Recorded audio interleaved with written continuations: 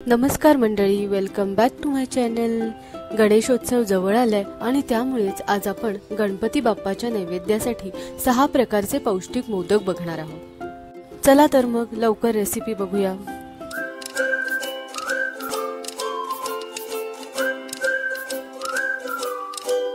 सर्वप्रथम आपण बघणार आहोत खजूर गुलकंद मोदक। याची रेसिपी अतिशय सोपी आहे आणि यासाठी आपल्याला साहित्य लागणार आहे 10 ते 15 बिया काढलेले खजूर, थोडेसे गुलकंद 1 ते 2 चमचा साधारण आणि सजावटीसाठी भोपळ्याच्या बिया। मिक्सरच्या भांड्यामध्ये खजूर आणि गुलकंद एकत्र करून बारीक छान वाटून घ्यायचे आहे। साधारण 10 ते 12 खजुरांसाठी 1 ते 2 छोटा चमचा गुलकंद पुरेसे होते। बारीक केलेले मिश्रण छान एकसारखे करायचे आहे आणि मोदकाच्या साच्याला थोडासा तुपाचा हात लावून यामध्ये हे सर्व मिश्रण घालून मोदकाचा आकार तयार करून घ्यायचा आहे। येथे मी मोदकाचा जो साचा वापरला आहे त्याला पट्टी साचा असे म्हणतात। 0 नंबरचा साचा असतो त्याच्यापेक्षाही लहान आकाराचे हे मोदक होतात। तुम्ही बघू शकता अतिशय सुंदर असे आपले खजूर गुलकंद मोदक तयार झाले आहेत। याच्या सजावटीसाठी मी भोपळ्याच्या बिया वापरल्या आहेत आणि एक एक मोदकावर त्या चिकटून छान आकर्षक असे मोदक तयार केलेले आहेत। या बिया वापरणे हे ऑप्शनल आहे। तुम्हाला जर अजून काही गुलाबाच्या पाकळ्या किंवा ड्रायफ्रुट्सनी सजावट करायची असेल तर तुम्ही तेही वापरू शकता। असे हे आपले खजूर गुलकंद मोदक तयार झालेले आहेत। दुसऱ्या प्रकारचे मोदक आपण बघणार आहोत ओट्स चॉकलेट मोदक। ओट्सचा वापर असल्यामुळे हे मोदक अतिशय पौष्टिक आहेत आणि कोको पावडर वापरल्यामुळे हे मोदक छान चॉकलेटी फ्लेवरचे देखील झालेले आहेत। रेसिपी अतिशय सोपी आहे। मिक्सरच्या भांड्यामध्ये ओट्स घ्यायचे आहेत, त्यामध्ये गूळ पावडर, कोको पावडर, काजू बदाम आणि वेलची पावडर घालून सर्व मिश्रण छान बारीक करून घ्यायचे आहे। येथे मी प्लेन ओट्स वापरलेले आहे।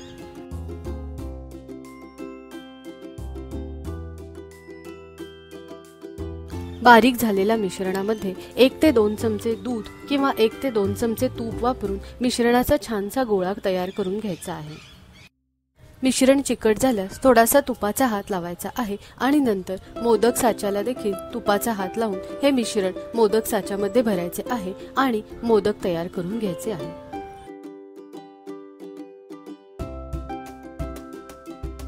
तुम्ही बघू शकता अतिशय सुरेख असे आपले ओट्स चॉकलेट मोदक तयार झालेले आहेत। हे मोदक अतिशय चविष्ट लागतात आणि चॉकलेट फ्लेवर असल्यामुळे लहान मुलांना देखील खूप आवडतात। यानंतर आपण मोदकाचा तिसरा प्रकार बघणार आहोत, ते म्हणजे पनीर मोदक। पनीर असल्यामुळे साहजिकच हे मोदक अतिशय हेल्दी आहेत। यासाठी साहित्य लागणार आहे 1 वाटी पनीर, अर्धी वाटी मिल्क पावडर आणि अर्धी वाटी पिठी साखर। सर्वप्रथम मिक्सरच्या भांड्यामध्ये पनीर घेऊन ते एकदम बारीक स्मूथ कन्सिस्टन्सी मध्ये वाटून घ्यायचे आहे। यानंतर एका पॅन किंवा कढईमध्ये 1 चमचा तूप घालून हे बारीक केलेले पनीरचे मिश्रण घालायचे आहे। यामध्येच मिल्क पावडर आणि पिठी साखर देखील घालायची आहे। याचे प्रमाण अतिशय सोपे आहे।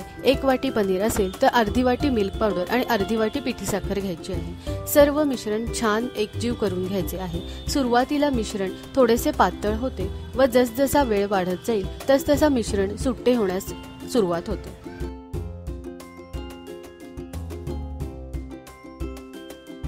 मिश्रण मोकळे होण्यास सुरुवात झाली की गॅस बंद करायचा आहे।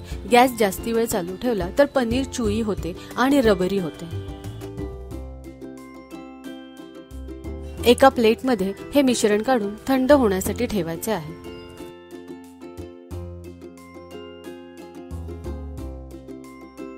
मिश्रण थंड झाले की छान मळून घ्यायचे आहे आणि पुन्हा एकदा मोदक साच्याला तुपाचा हात लावून यामध्ये सर्व मिश्रण भरून पनीरचे मोदक तयार करून घ्यायचे आहेत।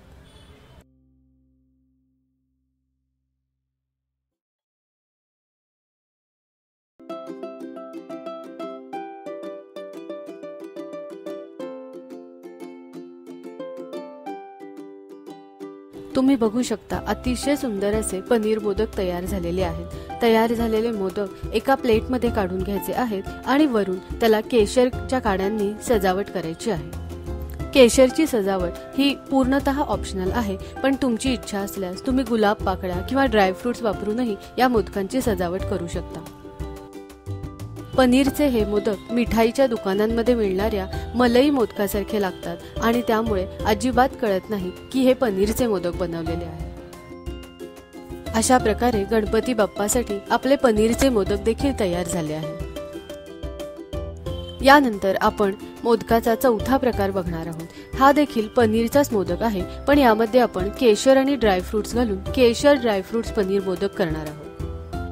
यासाठी आपल्याला साहित्य लागणार आहे 1 वाटी पनीर, अर्धी वाटी मिल्क पावडर, अर्धी वाटी पिठी साखर, काजू व बदाम आणि केशराच्या काड्या। सर्वप्रथम मिक्सरच्या भांड्यामधून पनीर छान बारीक स्मूथ कन्सिस्टन्सीचे वाटून घ्यायचे आहे।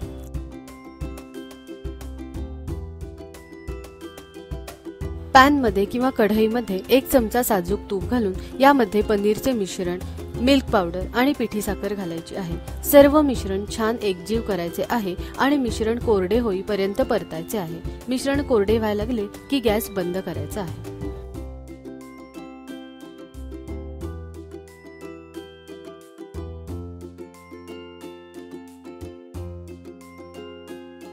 सर्व मिश्रण एका प्लेटमध्ये काढून थंड होण्यास ठेवायचे आहे। मिश्रण थंड होईपर्यंत 1 ते 2 चमचा दुधात केशराच्या काड्या घालून ते छान मिक्स करून केशरी कलर येईपर्यंत तयार करून घ्यायचे आहे। थंड झालेल्या मिश्रणामध्ये हे केशराचे दूध आणि ड्रायफ्रुट्स घालून पुन्हा एकदा सर्व एकत्र करायचे आहे। तुम्ही बघू शकता अतिशय सुंदर असा केशरी कलर आलेला आहे।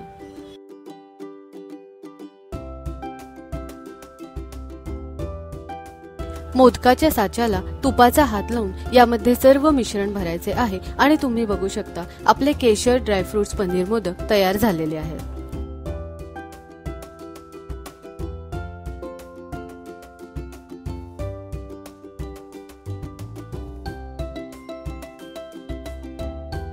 मोदकाचा 5वा प्रकार आपण बघणार आहोत ड्रायफ्रुट्स मोदक। नावावरूनच कळतं की यामध्ये सर्व ड्रायफ्रुट्स वापरलेले आहेत।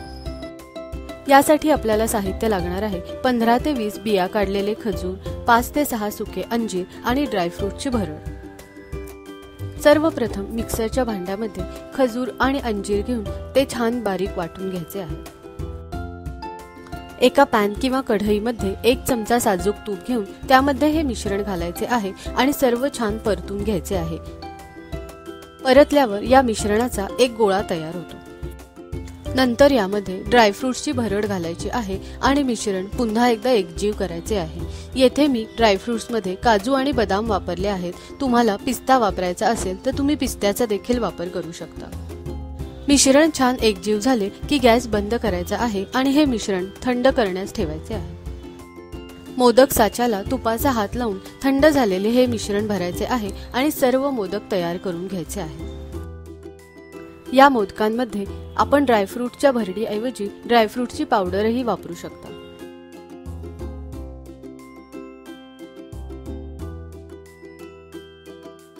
अशा प्रकारे अतिशय पौष्टिक असे ड्रायफ्रुट्स मोदक गणपती बाप्पाच्या नैवेद्यासाठी तयार झालेले आहेत।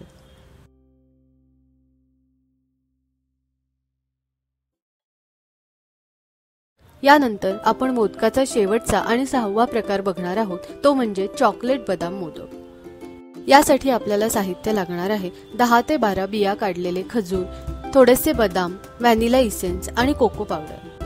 या मोदकाची कृती अतिशय सोपी आहे। मिक्सरच्या भांड्यामध्ये खजूर, बदाम, कोको पावडर आणि व्हॅनिला इसेन्स घालून सर्व मिश्रण छान बारीक करून घ्यायचे आहे।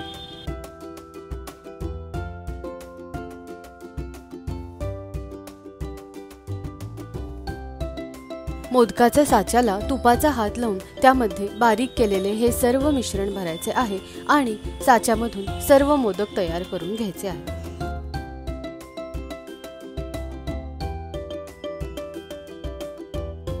तुम्ही बघू शकता अतिशय सुरेख असे आपले चॉकलेट बदाम मोदक तयार झाले आहेत। यामध्ये आपण व्हॅनिला इसेन्स वापरल्यामुळे याला केक सारखा फ्लेवर होतो आणि लहान मुलांना हे मोदक अतिशय आवडतात।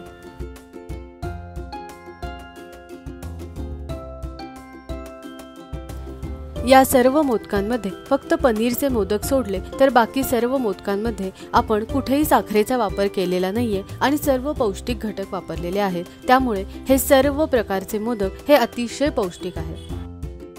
तुम्ही देखील गणपती बाप्पाच्या नैवेद्यासाठी हे 6 प्रकारचे पौष्टिक मोदक नक्की करून बघा आणि तुम्हाला या रेसिपीज आवडल्या असतील तर नक्की लाईक आणि शेअर करा आणि माझ्या रेसिपीज आवडत असतील तर माझ्या चॅनलला नक्की सबस्क्राईब करा। व्हिडिओ शेवटपर्यंत बघितल्याबद्दल खूप खूप धन्यवाद आणि तुम्हा सर्वांना येणाऱ्या गणेशोत्सवाच्या खूप खूप शुभेच्छा।